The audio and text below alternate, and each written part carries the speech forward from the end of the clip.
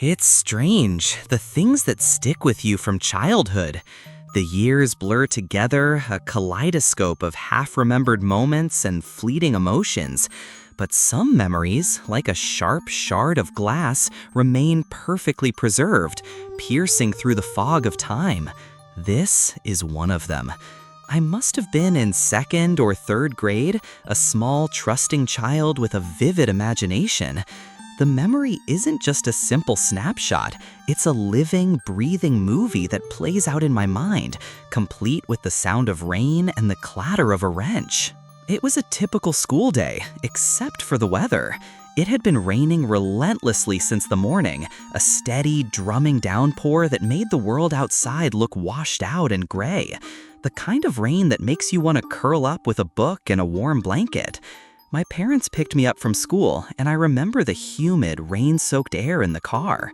The windshield wipers worked furiously, creating a rhythmic squeak, squeak, squeak that was oddly soothing. We got home, and my parents were in a hurry. They were dressed in formal clothes, my dad in a crisp suit, my mom in a beautiful dress I'd never seen before.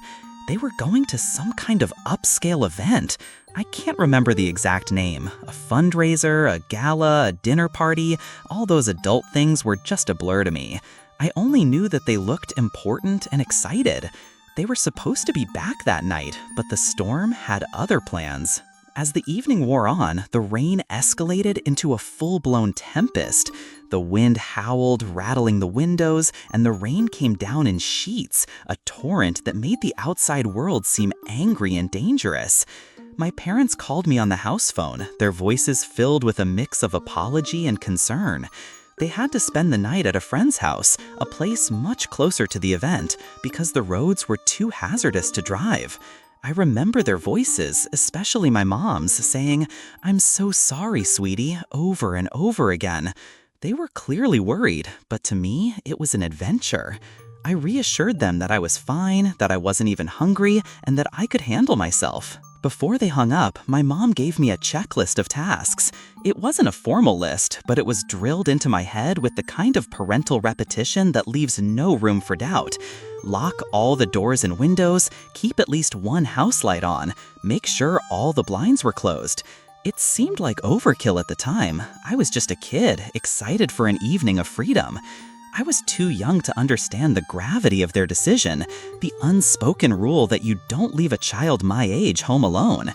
In my mind, this was the ultimate privilege. It meant no one to tell me when to stop eating candy, no one to enforce a bedtime. The whole house was mine to command. So I did what any kid would do. I found the candy stash and ate until my stomach felt like a knot of pure sugar. I grabbed a blanket and settled down on the living room couch. Our living room was centrally located in the house, a cozy cocoon protected from the storm. The TV was my only company, and I planned to stay up all night, watching whatever was on and basking in my newfound independence. But a sugar crash is a formidable force.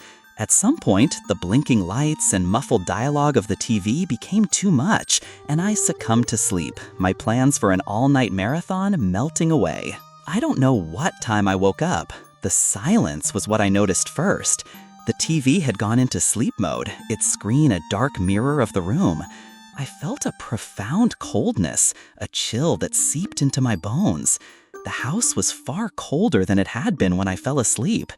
I told myself it was just the night, that temperatures naturally drop, but the difference was significant, and even my young mind made the connection instantly. I wanted to just curl back up and go back to sleep. The couch was soft and the blanket was warm, but a little voice in my head, a replica of my mom's, reminded me of the list. I knew she'd find out if I hadn't done it, and I couldn't bear the thought of letting her down after she trusted me so much. Reluctantly, I forced myself off the couch. I felt like a miniature detective going from room to room. I checked the front door, the back door, the windows in the kitchen, and the living room. Everything was latched and locked. I pulled all the blinds closed, a final act of obedience. The light was on in the hallway, just as she had asked, but the cold was still there. I put my hand against a window pane. It was sealed tight, but the glass was freezing. Maybe the heater broke, I thought. The storm must have done something to it. It was the only logical explanation that came to mind, and I was so tired that I couldn't muster the energy to think about it anymore. I was ready to go to bed. As I climbed the stairs to my room, the full force of the storm hit me.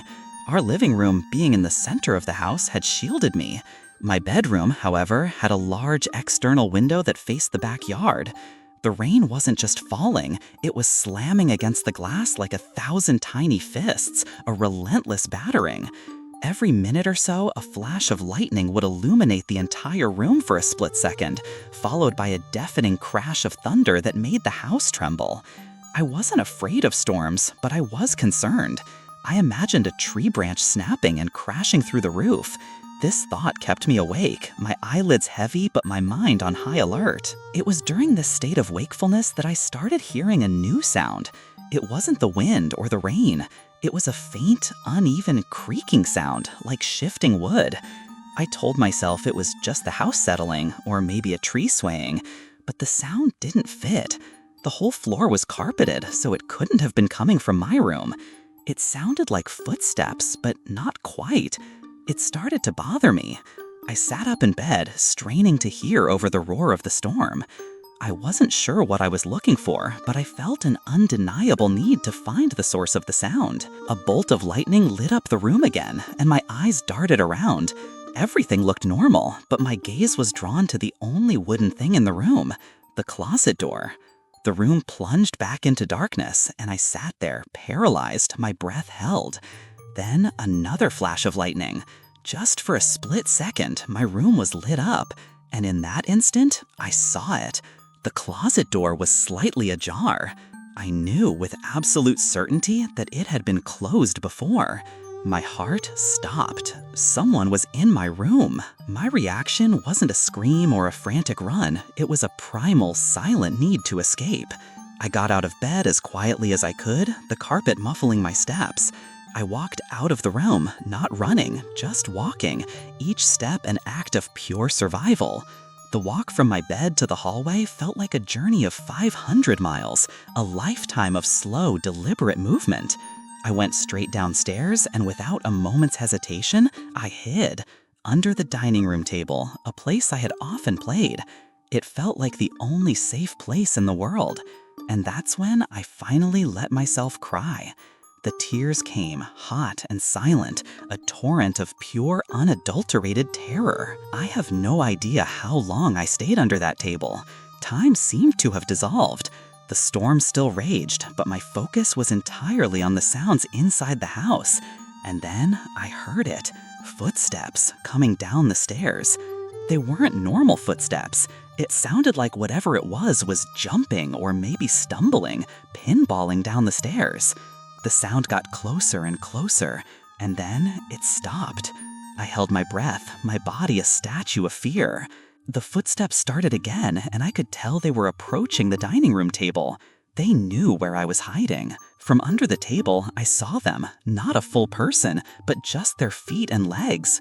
2 bare feet, wet and muddy, walked into view. 2 nasty, wet and muddy legs that were tinged yellow. The skin was almost disfigured, covered in cuts like they had rolled around in a thorn bush. My heart was in my throat, a frantic bird trying to escape its cage. And then a clatter, a heavy metal sound, a wrench. They had dropped a wrench, and it landed on the floor right next to me.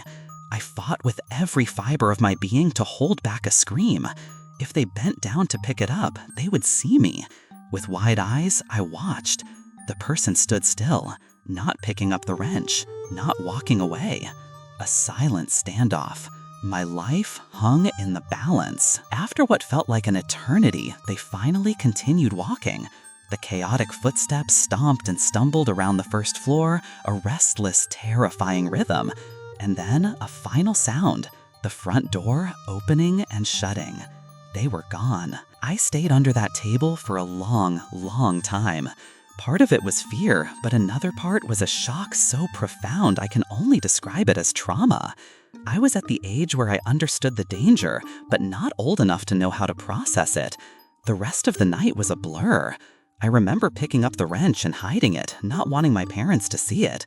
The next morning, I checked the front door, made sure it was locked, and then went back upstairs, crawled into bed, and fell asleep, pretending like nothing had happened. For years, I kept the secret. I was too afraid to tell my parents. The fear of getting in trouble for not locking the doors and windows was greater than the fear of the intruder. It wasn't until several years later that I finally told them the story. They had trouble believing me at first, and it took some convincing. Looking back, not telling them immediately was a terrible mistake.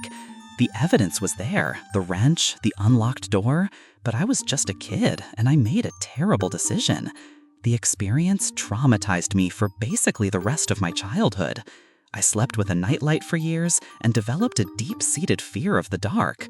I still have a hard time explaining what happened that night, but the lesson I learned has stayed with me forever. Always, always lock your doors.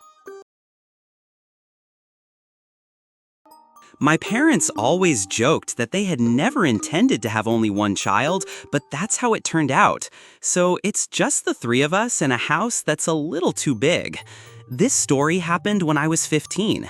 It was a rainy Saturday night in May, one of those last weekends before the lazy, sun-drenched days of summer vacation. I have some medical conditions that make my life a little more complicated. I get frequent panic attacks, I faint easily, and sometimes I struggle to breathe. I'm also one of those strange people who needs total silence to sleep. A small fan, the soft hum of an air conditioner, anything is enough to keep me awake. People always tell me how they love the sound of rain, how it lulls them to sleep. For me, it does the exact opposite.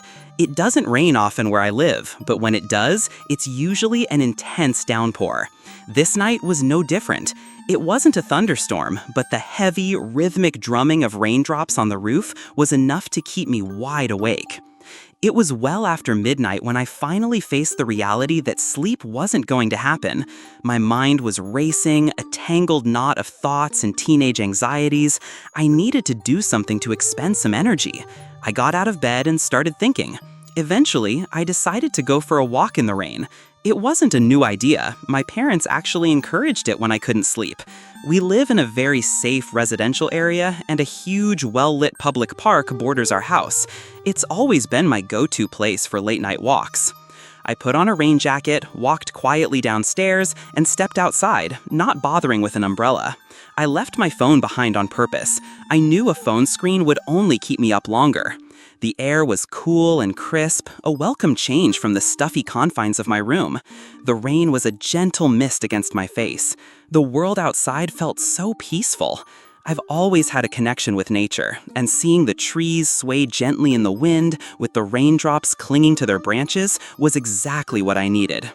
I walked for about 20 minutes, my mind slowly starting to clear. The fresh air and the quiet rhythm of the rain were working. I felt myself getting tired, a deep, bone-weary exhaustion that promised a good night's sleep. I turned around and started walking back toward my house. As I was cutting through a part of the park that bordered the main road, I saw something strange. A long, black object lay flat in the middle of the street. At first, I thought it was a strangely shaped garbage bag, or maybe a piece of debris. But as I got closer, the shape became clearer. It was a person, lying face down, motionless. A sick, cold dread began to bubble up in my stomach. The only thought that screamed in my mind was that this person had been hit by a car and was injured, or worse. There was no other logical explanation. I felt a powerful urge to turn around and run home, to pretend I hadn't seen anything. But my parents raised me to help people in need. I couldn't just leave them there. Against every one of my instincts, I started approaching the person. As I got closer, I could make out what they were wearing: black pants and a dark plaid shirt. It wasn't the kind of clothing you'd wear for a walk in the heavy rain. Judging by the size and the clothes, I figured it was a man. As I got closer to the road, a new feeling washed over me. The rain, which had felt lukewarm, now felt ice cold. My body was suddenly shivering, not just from the cold, but from a profound sense of unease. Then, a sound. It wasn't a human sound, and it wasn't a normal animal sound.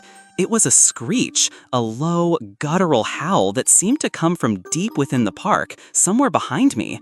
It sounded like a wounded animal, a mixture of pain and aggression. Adrenaline flooded my veins, and I whipped my head around, scanning the tree line. Nothing. The sound must have come from a hidden spot, a place where no one was. There was no imminent danger, but the sheer strangeness of it, the lack of an explanation, made my heart pound in my chest. I had never heard anything like it before. But the fear was about to get 1,000 times worse. When I turned back to face the street, the person was no longer lying down. They were sitting, perfectly upright, staring at me. In that moment, the world seemed to narrow. My vision tunneled, and the only thing I could hear was the muffled sound of 1,000 raindrops. Before I could react, the person stood up and started sprinting toward me. A demonic smile was plastered on his face, and in his hand, he held what looked like a kitchen knife. Until that moment, I had never truly feared for my life. The adrenaline, which had been a slow trickle, now became a tidal wave. I snapped out of my daze and ran as fast as I could. As I ran, he yelled, "I'll kill you!" The wet grass made it impossible to run at full speed, but I knew he was dealing with the same conditions. My one thought was not to lead him back to my house. I ran toward the trees, toward the darkest part of the park, hoping to lose him there. I didn't look back. I just ran, my life depending on every single step. I made it into the woods and ducked behind a dense tree, my lungs burning, my body shaking with exhaustion. I looked behind me, no one. I wasn't sure if he was still chasing me, but I didn't care. I couldn't stop running. I felt that if I did, the fear would catch up and I would faint. I stayed behind that tree for what felt like an eternity, trying to catch my breath and figure out how to get home safely. After about 20 minutes, I finally gathered the courage to move. I took the long way home, going around the backside of the park and cutting through a different neighborhood. I finally made it home and collapsed on my bed, drenched, exhausted, and utterly traumatized. I never got an answer for anything that happened that night. The howl still confuses me the most. It seems too coincidental to be unrelated to the man who attacked me. I think he heard the screech, looked up, saw me, and for whatever reason, decided to attack. As for his motivation, I have no idea.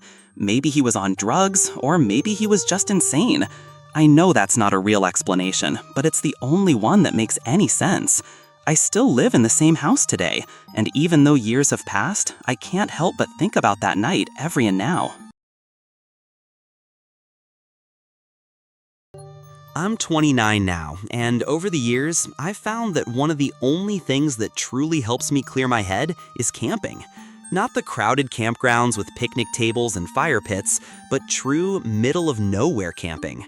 I grew up in Northern California, and I've spent the better part of my adult life learning to find those remote, hidden pockets of wilderness where you can feel like the last person on Earth. This story took place just a few months ago. I had just broken up with my long-term partner, and let's just say I was going through it. I needed to be alone. So one day, on a whim, I packed up my truck. I didn't have a specific plan. I just threw some gear together and decided to go back to a quiet, riverside spot I had stumbled across years ago. It wasn't an official campsite, just a little bend in the river you could reach by following a barely there dirt road. I got there in the late afternoon. The moment I turned down the dirt path, my stomach sank. There were already 2 trucks parked near the trailhead, one gray, one white. My heart sank a little. The whole point of my trip was to be alone. I sat there for a second, debating whether I should just turn around and find another spot. But I told myself the river was a long stretch, and chances were whoever owned those trucks were camped far enough away that I wouldn't even see them. I decided to press on. I hiked maybe 15 minutes down the river, and I saw 2 guys fishing up ahead. They looked like the type you'd expect to see. Thick beards, a little overweight, heavy boots, but they weren't focused on fishing. As I got closer, one of them quickly covered something with his jacket and gave me this awkward half smile. He called out to me, "Just target shooting cans, didn't mean to freak you out." His voice was rushed and a little too casual. I just gave a polite nod and kept walking, but his words replayed in my head. Something didn't add up. People out here aren't known for their social skills, but this felt different. It was an uneasy feeling, a quiet alarm bell that started ringing in the back of my mind. I pushed the feeling down and kept walking. I found a spot a little further down the bend where the trees were thicker and the trail dipped out of sight. It wasn't perfect, but it was tucked away, giving me a sense of my own private space. I set up camp, pulled out a book, and tried to settle in. It started raining lightly not long after, a soft drizzle that was more of a mist than a downpour. I threw on my rain jacket and let the sound of the river and the gentle rain drown out my thoughts. Later, as the light started to fade, I wandered down to the rocks by the river's edge to reflect. That's when I noticed someone across the water. It was one of the guys from earlier, the one who had spoken to me. He was alone now. He spotted me and waved. I hesitated, then waved back, figuring it was better to be friendly than rude. He yelled across the water, asking for my name. Without thinking, I shouted my real name, Anisha. He stood there for a second, then pulled something out of his jacket. It wasn't a phone. It looked more like a disposable camera. Before I could process it, he held it up and took a picture of me from across the river. Then, without another word, he turned and walked back up the riverbank as if nothing had happened. I was beyond creeped out. The weird social cues, the awkwardness, it all paled in comparison to the fact that this stranger just took a picture of me without my permission. I headed back to my campsite, my mind reeling. I decided I would stay put for the rest of the night.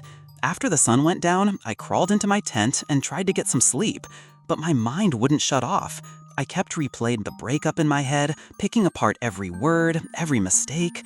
I don't know how long I lay there, listening to the river and the light patter of rain. Then I started hearing something else. Faint, uneven sounds, like someone stepping carefully over wet ground. At first, I tried to convince myself it was just the rain or an animal, but the longer I listened, the clearer it became. Footsteps, and they were circling my campsite. The moment I made that connection, a cold dread washed over me. There was no doubt in my mind who it was. I'm not foolish enough to go into the woods alone without protection. I didn't hesitate. I grabbed my handgun from where I kept it tucked on my sleeping bag. I unzipped the tent and stepped out into the rain. My heart was pounding so hard I could hear it in my ears, but I needed to stay calm. I clicked my flashlight on and swept it across the trees. And there he was, the creep from earlier, standing just a few yards away, half hidden behind a tree. He wasn't smiling or scowling, he just had this blank, unsettling expression on his face. But the scariest part wasn't his demeanor, it was the small axe he held in his left hand. For a second, I couldn't move. All I could think about was how far I was from anyone, how no one would hear me if I screamed. But somehow, I managed to raise the gun and level it at him. My voice shook, but I forced it to stay steady. "Leave now, or I'll kill you," I said as sternly as I could. His facial expression didn't change at all. It was as if my words meant nothing to him. After a few seconds of silence, he mumbled something, his words slurred. "My friend Ivan told me not to come look for you. I had to take care of Ivan." I didn't wait for him to say anything else. I fired a shot straight into the trees above his head. He stumbled back, clearly not expecting me to do it. I leveled the gun at him again, a little more confident now. "Last chance," I said. "Drop the axe." He did. A huge wave of relief washed over me, but I wasn't out of the woods yet. I told him to take his shoes off so he'd have a harder time following me, and I made him empty his pockets to make sure he had no other weapons. Once I was sure he was unarmed, I told him to go to my tent and grab my gear. I watched him like a hawk as he fumbled with my stuff, forcing him to toss it all out into the open where I could see it. I packed the essentials as fast as I could, never letting him out of my sight. I jammed the axe into my backpack and made sure I wasn't forgetting anything important. I'd have to leave the tent behind, but that was a small price to pay for staying alive. I then grabbed his shoes and threw them as far as I could into the darkness. "Now walk," I said, in the opposite direction. He turned and walked away. I kept the light on him the whole time, and the moment he walked far enough out of sight, I turned and started hiking back up the river as fast as I could. That was the scariest part of the whole encounter, stumbling through the pitch-black forest in the rain with a potential murderer behind me. I wasn't sure if he was following me, but I didn't care. I just kept going, trying to use the flashlight as minimally as possible. Both pickup trucks were still in the pullout when I finally made it back to my car. I didn't stop. I threw everything in and sped out of there, leaving the tent and the trauma behind me.